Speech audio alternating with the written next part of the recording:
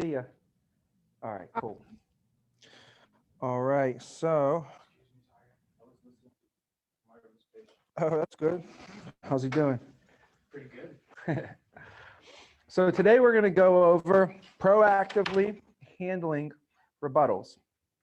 Proactively handling rebuttals, uh, where to do it in a presentation, give us some tips and pointers, and um, we should be pretty quick today with the information.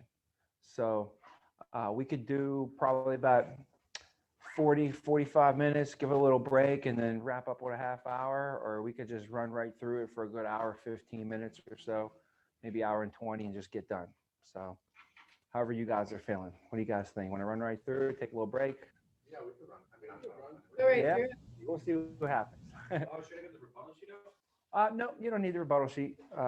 Um, so what we're going to go over is proactively handling rebuttals today. Okay. So obviously, when you give your presentation, uh, there's at the end of the presentation, you're going to get some rebuttals sometimes.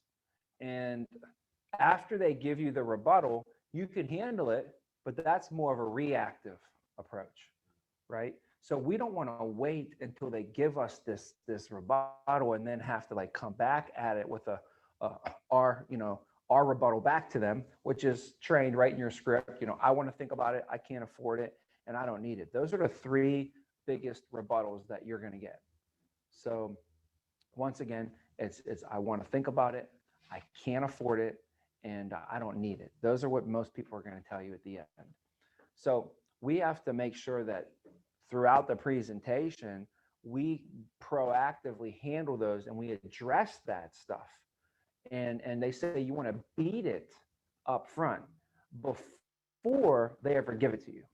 So, and the philosophy behind this is a little different too. It took me a while to really get this. I always thought that, yeah, you want to beat them so they don't give them to you, because once they give them to you, now you got to react and try and fight and combat.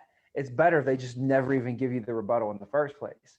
And that's what this basic, uh, idea of it's like a more of a barbaric idea. So when you think more intellectually about it though, I learned this maybe 7 years ago. So I've been doing sales for probably 7 years, and it took me about 7 years to really know why is it so important to not even get a rebuttal.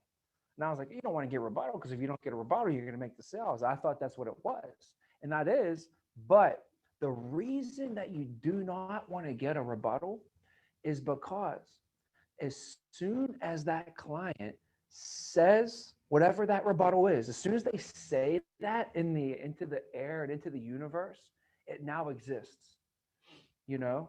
And you don't really even want that in the universe. You don't even want those words to ever get out. And what happens now is, you know, if I say like, I can't afford this to you, now I am going to feel inclined to prove to you that I can't afford it. You know what I mean? Once I say words, I'm going to start to feel inclined to back up those words. To prove it, yeah.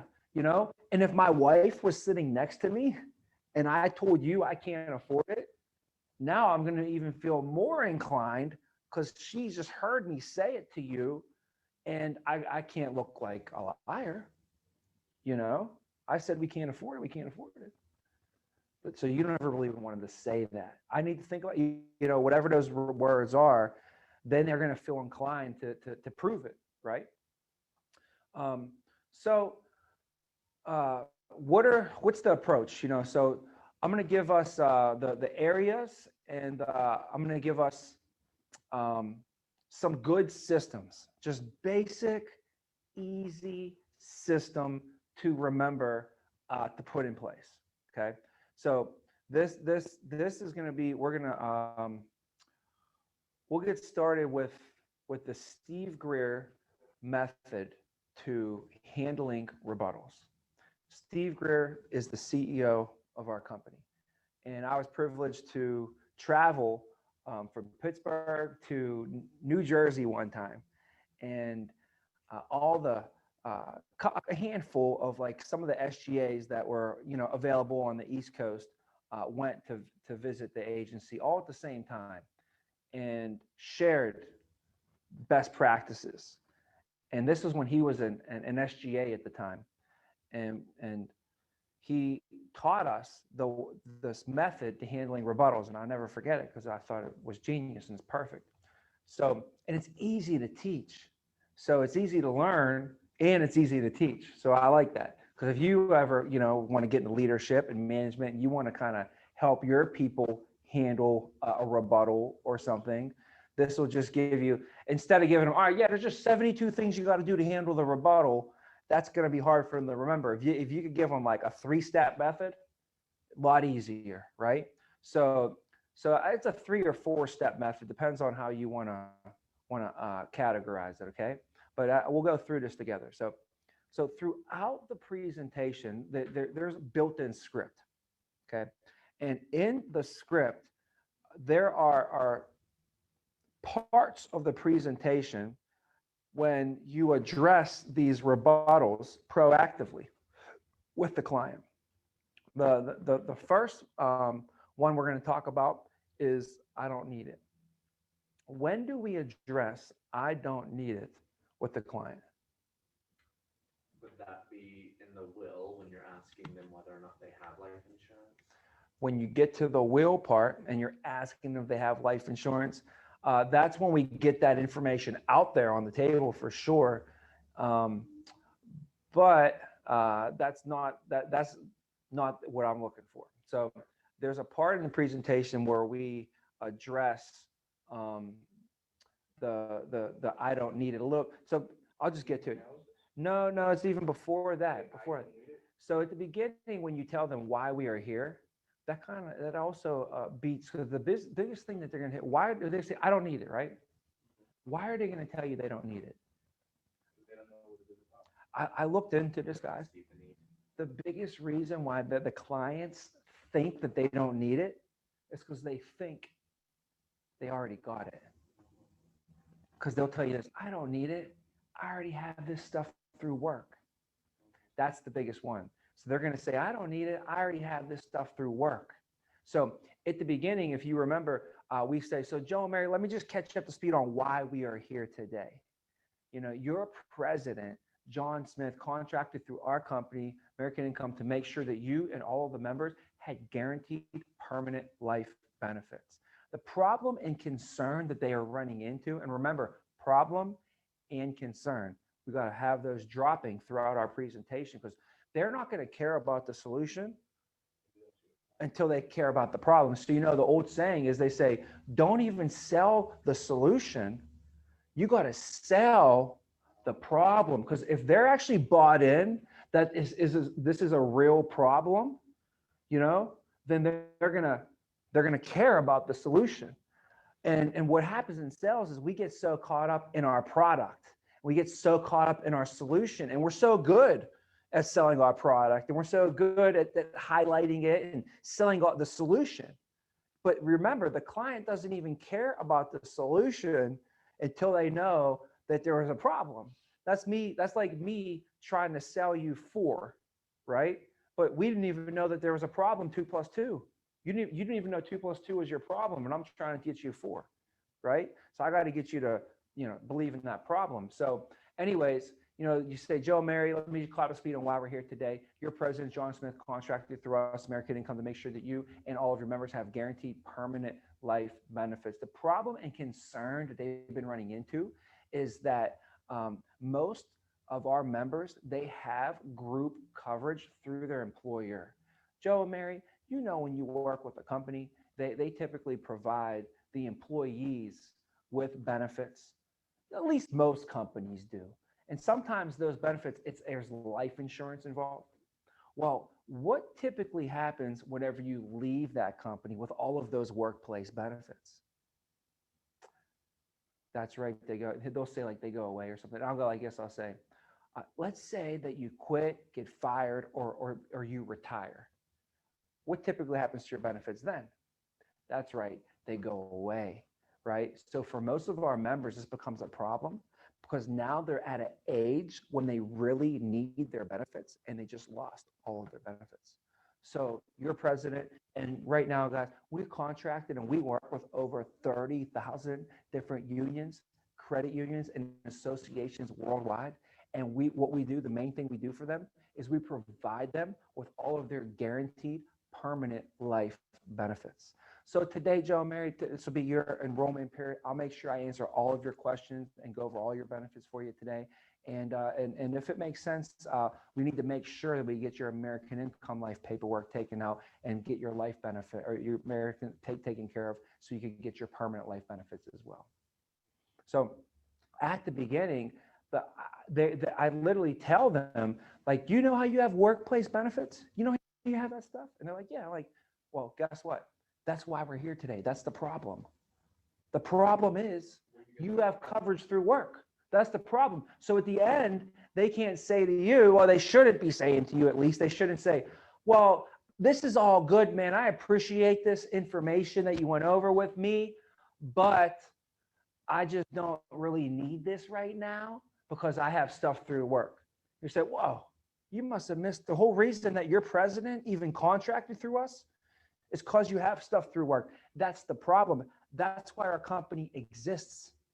If everybody had guaranteed benefits, our company wouldn't have no place to be in, and we wouldn't be in business right now. So it's that whole mindset, that process. So if you address it with them up front, they understand it, and then you say to them, Joe and Mary, whenever you quit, get fired, or retire, what typically happens to your benefits?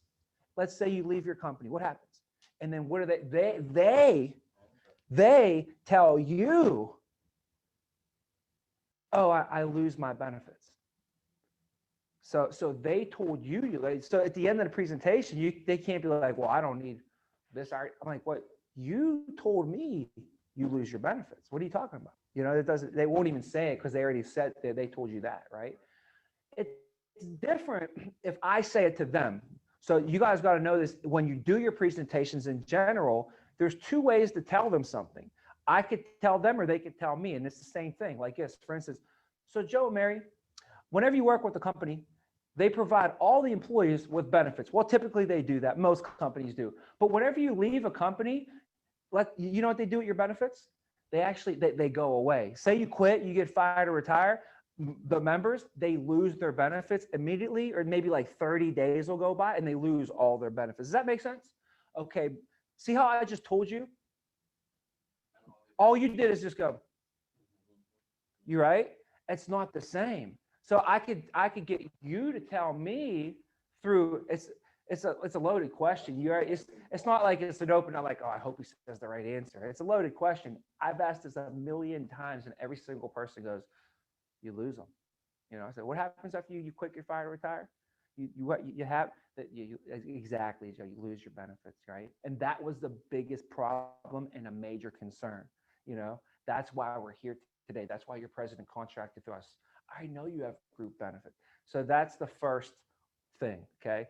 Now they also may get that all, and you still can get I don't need it at the end rebuttal. You still can get those. But if you handle this proactively and you do this part the right way, it should handle the majority of the ones that you get. Okay. But also, if at the end the client says to you they want to, they don't need it, right? All you do is you go like this. Number one, you understand, so you relax and reflect, and you say, I understand and I agree with you. Whatever they say, I don't care what they say, right? I understand and I agree. The number one rule of sales is this: when you get a rebuttal, what's the number one rule of sales? Always agree. Always agree. You never go no. You don't say no to a client. You don't tell people no and you're trying to sell them something. That's not a good thing to say no, right? So you agree with them. And it's hard sometimes. Yeah, I just, I really, I don't need this right now, man. I have stuff through work. I was like, okay, yeah, I can definitely understand with that. And I agree with you. I definitely agree. You do have stuff through work. What am I going to disagree? I agree. You have stuff through work, right? However, if you could remember back when I went over at the beginning how your president contracted through our company, and the main reason was because everybody already has those group coverage, but when you quit, get fired, or retire, what typically happens? That's why we work. So the key, guys, is you can go back to where you beat the rebuttal and remind them of it if you beat the rebuttal. But let's say you never beat that rebuttal proactively, right? And then at the end, they give you the rebuttal. You can't say, well, you remember how we were, when I was going over with you, the reason why your president contracted through us and how, they're not permanent benefits. And that's why we have them permanent, remember how you can't go over that with them and remind them of it if you never hit it in the first place. So hitting it in the first place, number one, proactively beats the rebuttal. It cuts down on the chances of them giving you that rebuttal at the end. But if they even still do give it to you, it gives you that spot to just go back and remind them of it, and allows you to continue to move. So I'll give you the 3-step, process when I hit in a minute here. But I kind of already did. Okay, I already gave it to you. But the first place we beat it is what? Right there in the beginning part, when I call that why we are here. The why we are here part. So when you hit them with the why we are here and just telling them that, now if it's a child safe, if it's a will kit, you still tell them why we are here. But instead, you'll drop the police unions. Joe and Mary, biggest reason that we're out working, the clients, we work with over 30,000 different unions, credit unions, and associations. One of them is the International Union of Police Association, the American Federation of Teachers, and the American Firefighters Association. We work with them to get the child safety kits out to the community. And our company is 100% used. So we work with these organizations and we provide them with their permanent benefits. And what happens is the president contract through us, and I just go through the whole thing again. You just lead the beginning part in, but like, dude, from the child safety program, we're with the International Union Police Associations, we're 100% union, and then you go into the same thing you normally would say. With the will kit, you say the same exact thing. We're with the International Will Kit program, and our company is 100% union. Here's the problems we're running into with people who are retiring and losing their benefits. So that's the first part. The second, so I don't need it, right? What are the other 2 rebuttals we got to get to now? We got to make sure we beat I can't afford it, and I want to think about it. So the next part in your presentation, if you go through now, is we do all we walk in and we build rapport. So hey, you build rapport with the client. After you build rapport with the client, then we tell them why we are here. After we tell them why we are here, then we go into their no-cost benefits. my transition from the why we are here to the no cost benefits, the segue for me is the intro video. So I play the intro video. You guys do whatever you want, but I play it because it makes me look like I'm with a real company, especially at POS, because they never see, they're never going to see a commercial. They see a commercial for all the other companies out there, but they never see a commercial for our company. So I tell them, this is the only thing you're ever going to see, the only video, only like commercial, if you want to call it, for our company and for your life insurance company. Which video is it? The intro video. The full intro video? Yeah, it should just be like, I think it's just called intro video. Yep. So it's the first video you play. And then after the intro video, plus that gives me time to just chill for a minute, catch my bearings, get my stuff ready, think about my next few moves I'm about to make, right? That's the one that's right before Richard Trump, right? Or that. Maybe that is the one Richard Trumka. I think Richard Trumka is the video, the intro video. Yeah, I'm pretty sure that one is. Yeah. So after the Richard Trumka, after that video plays, then I say, so your first no cost benefit is your, and then whatever it is, it's the AD&D certificate, go over that. Then the child safe, then the will kit or family information guide, and the AIL plus card, give them their benefits. After that, then we go into what?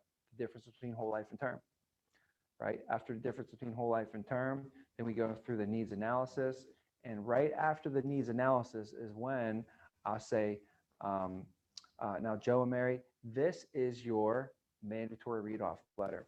On your e-app, when you click next after the needs analysis, so after you fill out the needs analysis and you click next, what's going to pop up on your screen is the mandatory read-off letter. So it's right on your screen. So if you're virtual, you just share that screen, show it to the client. If you're in a home, you just take your computer, turn it, and face it right to the client so they can see it. And then you say, please follow along as I read this off to you. This is your mandatory read-off letter. And then I just read, dear valued member, the benefits to being made available to you today are on a voluntary basis through cooperation of your organization, and which is the Operating Engineers Local 346 and American Income Life. American Income Life has a long-standing history of working with its groups and its members, providing them with permanent life benefits and supplemental benefits. These benefits they're not meant to replace. They can complement or help out with whatever it says in that thing, right? Okay, and then it says, please listen to the representative, which is me, as they go through your benefits for you today. All right, and then after I read them the letter, then what do? What do you think we do? We take the letter down so they can see me again. So if it was in person, I would take the laptop and I would turn it away and set it to the side. So it's not even in the picture anymore. It's just me and them, right? If it's on the screen, I screen share. And this is where you don't look at yourself talking. This is a big thing. Look at the camera. Certain parts of the presentation, you're going to want to really make sure you're looking at the camera. This is where I would look at the camera. And I say, so basically, Joe and Mary, what they're saying is that if as I go through these benefits and you guys are nodding your head, you're thinking these are great benefits and you can see why they set this up, it fits a need for you and your family, they're going to ask you to try and qualify today while we're here. But on the flip side, as I go through the benefits and you're nodding your head and you think they are great benefits, but it just doesn't fit a need for you and your family today, they're going to actually ask you to try and not qualify for the benefits. Either way, though, they're asking us to make a decision today, just in fairness to all the other members that are waiting to enroll into the program. And the nice thing is they're pretty much a no-brainer. So you're going to know one way or not whether it fits a need for you and your family. They just didn't want me to go through everything, and then you say something silly like you wanted to think about it or something like that. Does that make sense, Joe? Does that make sense, Mary? And after I'm done with everything, just as feedback to go to your president and feedback to go to the organizations that we work with, I just ask you if you wouldn't mind giving a quick review when I'm done. I'll actually have you just hop on a Google and we can just give a quick review when we're done. If you guys wouldn't mind that, I really would appreciate that. And then that's how you handle proactively. I want to think about it. The question, that review, is it on the just VNA website on Google? Yeah, you go to Google and type in the VNA agency, and then you just you make a Google review. Yeah. And by the way, if you guys want to do a Google review, like as an agent, if you haven't done one, definitely do one. but do it not from the office. Supposedly they check your IP addresses and they know stuff like that. I don't know how they know any of that stuff, but they do. So they just don't want a bunch of like, get all your employees in here and lock them in a room and tell them you're going to fire them if they don't write, good reviews on Google. So anyways, do it when you go home or when you're at somewhere else. And also if you could ask your friends and family too, to do that as well and give you a review. It could, it don't even have to be real. You could be your uncle can just say, hey, my nephew, or, you don't have to say my nephew, you just say, John Smith, is a great representative. He serves families really well, and he's one of the hardest working people we know. Whatever. You can get 5 or 6 or 10 Google reviews for yourself just by asking your friends that, hey, hook me up with a quick review, and it just makes you look stronger with all these 5 stars when they type in your name on there, because that's what they do these days. It's sad, but it's the truth. So you just got to play the game. Whatever the game is, it's the game. And your resume is pretty much, what they go on Google and type your name in these days. Like, let me Google them. I'm going to Google them and see what comes up. Everybody does that nowadays. They Google everything. Yeah. Everything. Yeah. I Google and YouTube everything. I'm big, like YouTube. I'm on YouTube University, man. I'm on it. So, but you got to decipher and know who's saying what and what you're getting from what resources and everything. But yeah, so your social media accounts, you definitely want to clean those up if they don't look good, and I've had some people that worked here that used to be like hip hop stars, you know what I'm saying? And they had to clean up a little bit, it wasn't, if a client went on there, they might get kind of worried or something. Look, yeah, you know what I mean? So you just want to, keep that conscious. That's all. People are going to look at your Instagram and your Facebook if you put yourself out there, and when you get into sales, it's there's no religion, there's no politic talk. You can't talk politics, can't talk religion. It's just what you got to do. You got to accept that, and Agree with whatever they say and move on to the. yeah, well, if I go up and I start making posts all over social media about, everybody needs to be Democrats or everybody needs to be Republicans, like, well, if I tell everybody that you need to be Democrats, then you know what? Then every person who's Republican is going to hate me, and I just lost 50% of everybody. And then if I say, well, I'm really a Republican, then all the Democrats are going to hate me. I just lost 50% of everybody, So I don't even deal with that shit. I don't even deal with it. My whole thing this year was like, who do you vote for if you don't know who to vote for? What do you do? Like, that's a real problem. What do you do? Flip a coin? I don't think that's right. Do I not vote? I don't think that's right. Do I just vote and pick somebody? I don't know if that's right because I don't feel like either one's right. What do you do? Nobody got an answer for me. Nobody got an answer. What do you do? You know what I'm saying? It's crazy. So I don't even get into it. That's like literally talk about being middle of the road. I'm so middle of the road. Like I don't even know. I don't even care. I had people ask me that before, like, well, what this, that. Sorry, sir. Honestly, I don't really pay attention to politics, so I don't really know who I would vote for, what area I would go into. Yeah. I just live my life on a daily basis as it goes. That's it. Just tell them you don't deal with politics. So anyways, the second part to beat the rebuttals, the second one we did, I don't need it. Now we just did, I want to think about I want to think about it. We proactively handle that. Okay. And here's what's cool. I don't have to teach you nothing. That's in your script. You already know that, right? We don't have to do no work on that today. That's you read the paragraph, you read the mandatory read off letter, and then you give them a good paragraph after, right? I like adding that line in there to just say, let me go through it. After you tell them, so either way, they want you to make a decision today, and they want to make a decision today, yes or no, and finish all their members waiting to enroll. Oh, and the nice thing is, this part right here, we said the nice thing is, it's pretty much a no-brainer. By the time I go through everything, you're going to know one way or not whether it fits a need for me and for you and your family. They just didn't want me to go through everything. And at the end, you say something silly, like you wanted to think about it, right? Does that make sense? So, adding that part in at the end, and then following it up with the Google review allows you to change topic on them. So it's not like they're going to be sitting there and like, what do you mean? You're going to, like, I immediately change the topic on them and I go right into it. And then also we're going to ask you these a quick Google review at the end, just to give feedback to your president, just to make sure I didn't hop on a Zoom call, and start trying to put on a rap concert or something for you guys, whatever. So, so that's that. Now, immediately after that, I go right into handling the pay, the money. So I'm like, we're going to get two of them out of the way right now. I want to think about it and I can't afford it.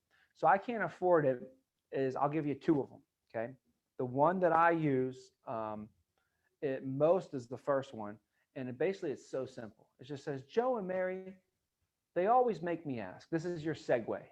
This is your transition from the paragraph after the mandatory read-off letter, from Google review to I can't afford it. The line is this: they always make me ask. Okay. And then you say, if you were to set aside $5 out of every 100 that you took home to protect your family. So you say, out of every $100 you took home, if you set aside $5 out of every 100 to protect your family, would that take food off your table or drastically change your lifestyle? No, most members say it wouldn't either. They just didn't want to show you something that you need, but you wouldn't be able to afford. So if you set aside $5 out of every $100 that you took home and you set that aside to protect your family, would that take food off your table or drastically change your lifestyle? Most members say that it wouldn't. They just didn't want to show you something that you need, something that you need, but you wouldn't be able to afford.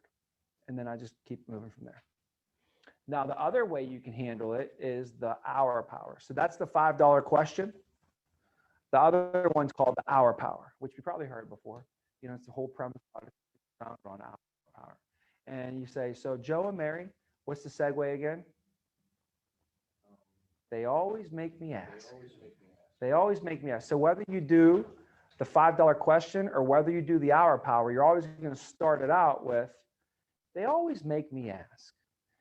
Let's imagine you walked into work on Monday and the boss pulled everybody aside and said that everybody is going to get an extra hour this week in our pay. So instead of 40, we're going to all take home 41 hours. Well, Joe, that might feel pretty good, taking home an extra hour for the week. But we're probably not going to run home and tell the family, let's take a trip to Disneyland. And when we come back, we're going to go buy a new Cadillac because I got one extra hour in my pay this week. Right? We're probably not going to be able to do that. Now, on the flip side is imagine you walked into work and the boss put everybody aside, but he said, now we're all going to get cut back by an hour. So instead of 40, we're all taking home 39 hours. Okay, that might make a little bit of a difference, taking home 1 hour less for the week. But we're probably not going to run home, have a family meeting and tell them we got to cancel the vacations this year, sell the car, all because we lost an hour. So, Joe and Mary, wouldn't you agree that whether we got one extra hour for the week in our pay or whether we got cut back by an hour for the week and we lost an hour, either way, does it make that big of a difference? Great. They figured they could take that hour that doesn't make a difference, 1 hour. They figured they could take that hour and they could put it towards something that would make a difference. And that's the hour power one. So it depends on how you're feeling, but whatever your go-to is, whatever you're stronger at. But if it's a union guy, girl, family, it's a union family, and they are getting paid hourly, and they are getting paid weekly, and it's union, I would go with the hour power all day. It just makes so much sense. It's easy for them to understand. It's a good story to tell. And he puts them in a mentality in which an extra hour is not going to be a big difference. An hour less is not going to be a big difference. So I could cover that gap of that hour that amount that I would have made with the hour extra, like cover that insurance gap. Exactly. So he puts him in that mentality, like, okay, I could spend an extra hour in this benefits. Yeah, and it puts them in a mentality, it's just an hour worth of wages, so it takes it out of the money numbers. So before we're just talking about $5. This takes the money aspect out of it and goes strictly to hourly, So it's a different mindset a little bit too. Okay. All right. So now we got them, guys. And here's the cool thing. What I just taught you is nothing you already know. It's all in your script pretty much. It's all, but what I want to do is review that and go over the importance of why and where we're saying these things, why we're saying these are the 3 parts in your presentation where you proactively handle those rebuttals. And now once you handle them proactively, now when we get the rebuttal, we're going to have some system to rely on to get us back on the sale. So the system is always number one. When they give you a rebuttal, well, the system is that's why it's like, I don't know how many steps it really is. Okay. Because I think the first step in the system is to proactively handle the rebuttals during the presentation. If you don't do that, then you can't do nothing else. So step 1 is proactively handle the rebuttal in the presentation. Now, once they give you the rebuttal, here's the system. Once they give you a rebuttal, here's the system.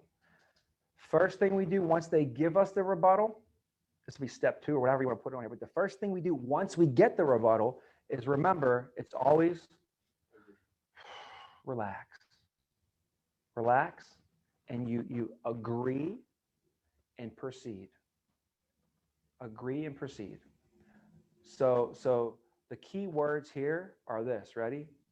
I understand what you mean. I understand where you're coming from. I agree with you.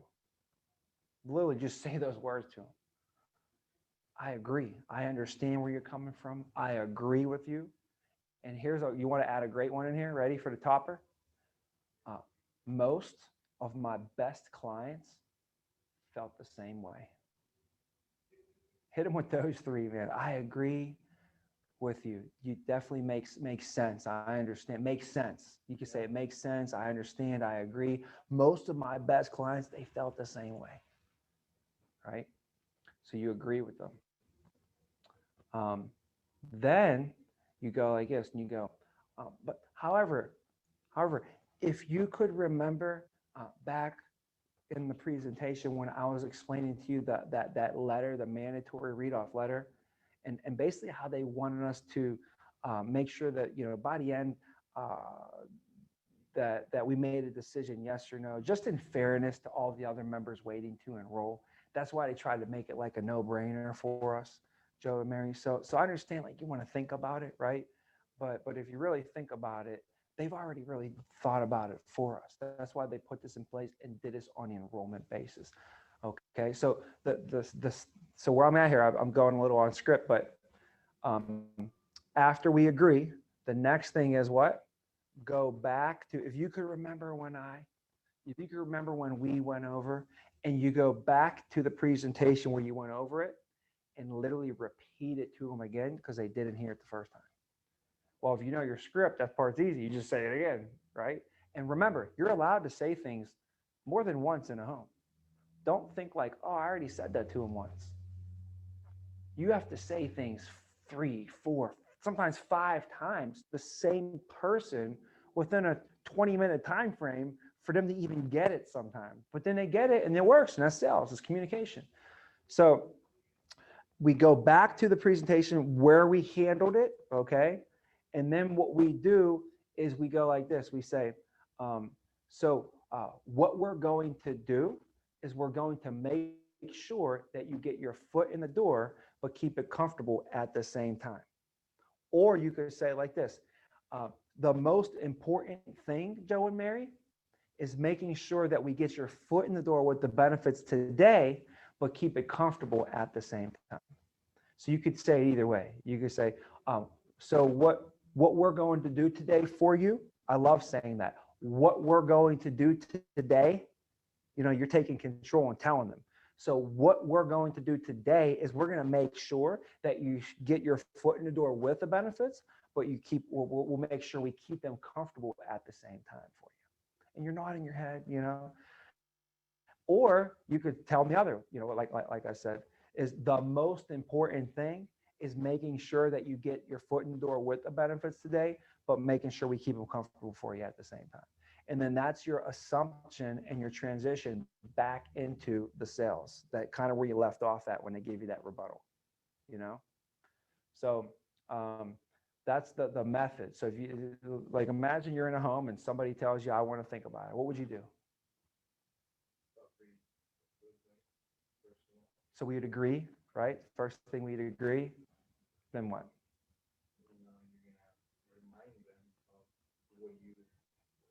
They actually stated that they told you that like the need of it, they even said it.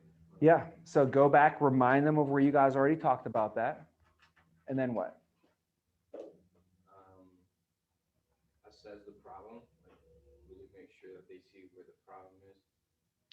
Yep. And then what then assume the sale. Just assume the sale. So that's why I said it's like 3 but 4 steps, because really the first step is you got to proactively handle them in the presentation. But after that, there's 3 steps. Then once they give you a rebuttal is we calm down, agree, proceed, make sense, I understand. Most of my best clients have felt the same way, right?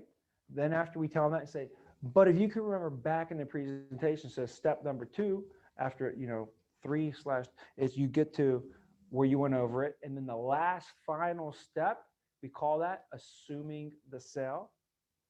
And it's just hitting them with that line and letting them know the most important thing is getting your foot in the door today, but keeping them comfortable at the same time. And you can go right into either reducing them down, so Joe and Mary, I know that the expert simulator, I know that, your family really needs this coverage here is what we were talking about for your family.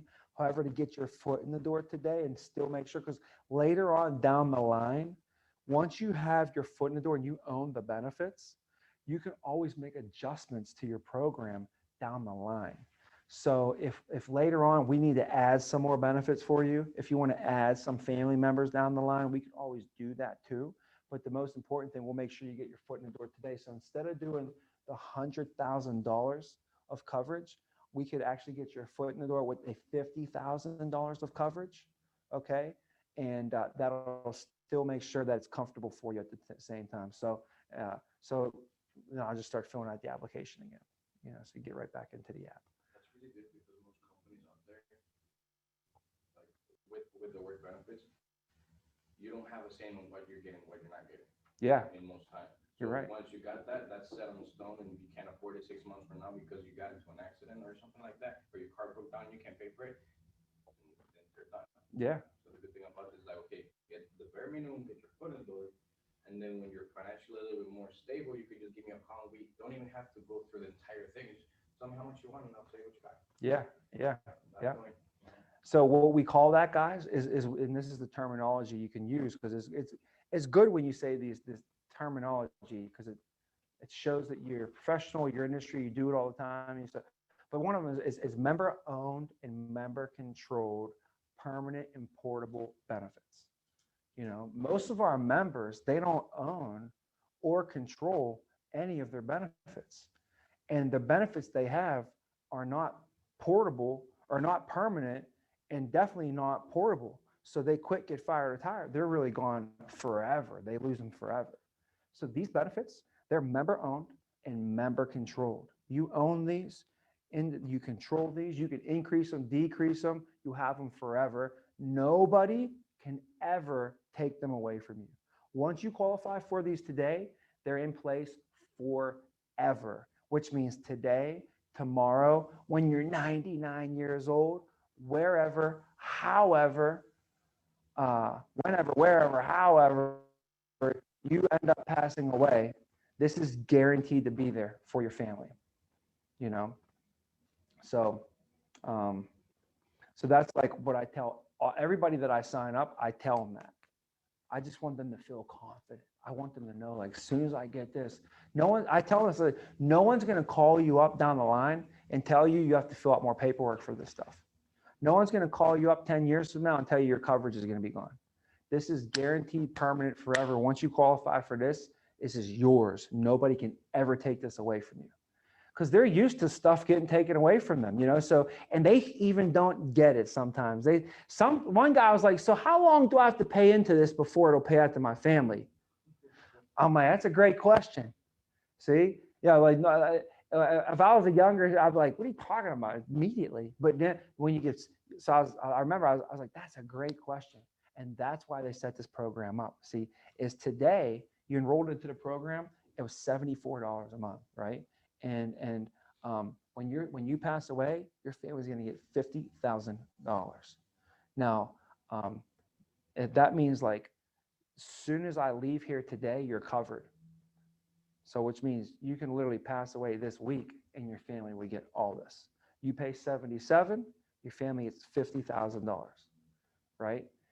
The name of that contract, guys, is called an aleatory contract. If you guys want to remember your life insurance test, you probably forgot all that stuff already. I took it 2 years ago. Aleatory contract, that basically means something where you pay in a little bit, but you get a lot.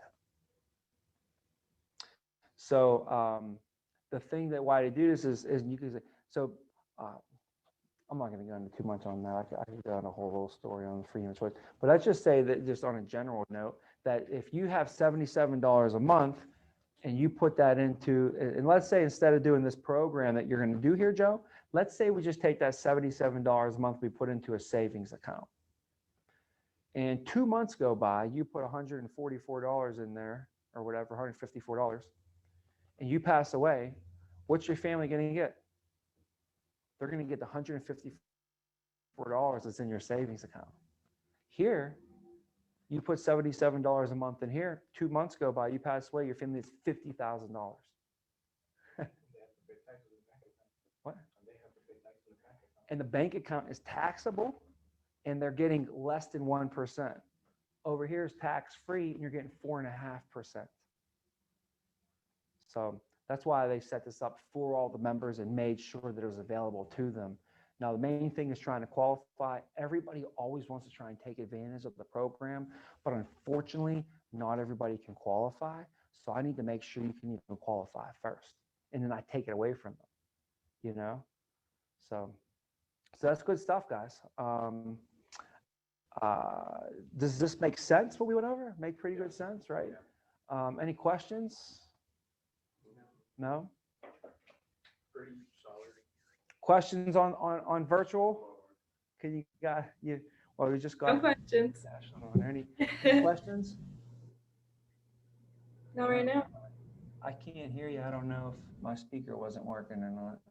Oh, no, I don't have any questions. Can you hear me now?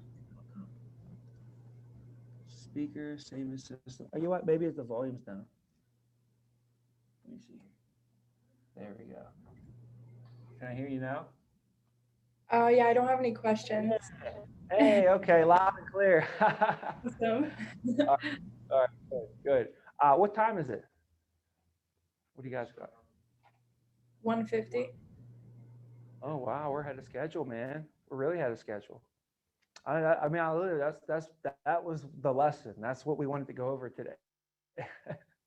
Yeah. So I really would say after that, you know, it would be proactive, master the proactive, so that you don't get to the reactive situation, but be ready for the reactive situation too. Be ready. You do not want to get to the end of the presentation and then they give you a rebuttal and it catches you off guard. Like, oh, I wasn't expecting that. You know, you're in a boxing match. You didn't get expected to hit in the face a couple times, you know, right? So be ready when they hit you. Don't be like, oh my God, I can't believe they said that to me. You should be ready for them to just go into the end, be like, all right, now it's time to do closing, time to close. Where are we going to go with this one? We going over here? We going over here? Do I have to go off a need? Do I have to go off of this? You know, and then one of my favorite reactive rebuttals, even proactive, you could use this proactively before you even close, is you just say to them, you say, so Joe and Mary, if I had to ask, I ask all my clients this, if I had to ask you guys, what would you say if I asked you, what is the most important thing in the world to you? I ask all my clients this, and what do you think everybody's done? I always say family. That's right. But if you had to put a price tag on your family, what would you say your family would be worth to you? Joe, Mary, what would you think? What would you put a price on your family? You couldn't, right? So you say they're priceless. So, Joe, we can't put a price on our family, but fortunately, they were able to put a price on protecting our family, which is just $134 a month, less than a cable, less than a cell phone bill. But if I had to ask you, Joe, when do you think the most important time to start protecting our family is? Today? Yeah. Well, probably yesterday, right? So, what I say. So what we're going to do today is we're going to make sure that you get your foot in the door with the benefits, but keep it comfortable at the same time. Okay. Most families, and if I ask you, most people out there, nobody is out there, Joe, drawing up plans for failure, right? People don't plan to fail. The problem is, though, is that they fail to plan. And that's what we're talking about here, Joe, is for you and your family. Now you guys are going to actually have a plan in place. And they call this the family plan for the family man, the union plan for the union man, right? So the most important thing is making sure you can qualify for the benefits, because everybody wants to try and qualify, but not everybody can. So I need to make sure you can qualify first. So Joe, were you guys ever in Alcoholics Anonymous or AA? Have you ever used narcotics, sedatives, or hallucinogens, any drugs not prescribed by a doctor? Do you have any DUIs or DWIs? Any in the past 5 years? No? Okay, great. Do anything crazy? Do do anything wild like scuba diving, skydiving, skin dipping, skinny dip? You guys skinny dip? All right, not skinny dip, but I just wanted to see what you say. Okay. All right, and I just keep going through it, right? But I always make a little joke over there. And then I started assuming the sale and filling out the application. And that's a big part of closing, guys. Big part of closing is just assuming that sale and filling out that application and just doing it. Just fill it out. And they didn't even say yes sometimes. They didn't say yes. But here's the thing. If I go into 10 homes and I just fill out 10 applications, I'm going to get a couple extra sales that I would have gotten if I just waited to feel like, are you guys going to do this now? All right, let's fill out the application then. When you're, sorry to interrupt, when you fill in the application, would it okay, so you're finished with the needs analysis. Now, when you're filling the application, would you just tell them, okay, let me just put the information, the needs analysis, and you're just literally filling it up because we said, okay, we're going to start in the board and then we'll put the information in the computer. Mm-hmm. So you would use that time instead of actually putting in the needs analysis, start writing the application right away. No. Or you wouldn't do that. No, definitely. I do the needs analysis because you got to establish the need. Application's completely separate. Application is the application. This is what you got to fill out to get the coverage. And, so, but I use that to assume the sale. That makes sense. Yeah. All right, guys. Hey, I don't want to keep us if we don't got any more questions, and I think we knocked this out pretty quick today. So good lesson, good job. Yeah, pretty straightforward. Good job in training class so far. You got 3 more days. Soak it up as much as you guys can, and have a great day today. All right. See you guys. Thank you. You're welcome.